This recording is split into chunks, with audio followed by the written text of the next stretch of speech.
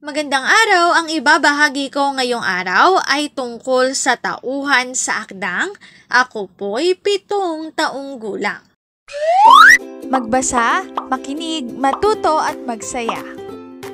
Ako si Binibining Menya. Handa na ba kayo? Tara na, umpisa na nating isa-isahin at pirapirasuhin ang mga detalyeng nakapaloob dito. Katulad ng binanggit ko kanina, ang ibabahagi ko ngayong araw ay tungkol sa tauhan sa akdang. Ako po'y 7 taong gulang.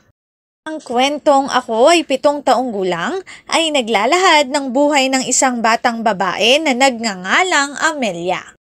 Galing si Amelia sa isang mahirap na pamilya na kulang sa pang-araw-araw na buhay.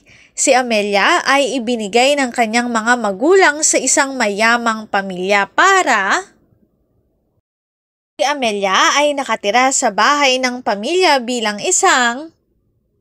Ang unang tauhan ay walang iba kung hindi si Amelia. Si Amelia ay 7 taong gulang na bata. Siya ang pangunahing tauhan at siya ang nagsasalita o nagkukwento sa akda. Ang sumunod na tauhan ay ang mga amo. Isang mayamang pamilya ngunit sila ay sa kasama o sa nila na si Amelia. Ang panghuling tauhan ay ang batang lalaki, ang anak ng amo ni Amelia, 5 taong gulang na batang lalaki. Ang link na ito ang aking sanggunian ng mga impormasyong nakatala sa bawat slides. Kung interesado kayo na magbasa pa, maaari niyong bisitahin ang website na ito. Tauhan sa akdang. Ako po'y 7 taong gulang. Dito na nagtatapos ang aking pagbabahagi.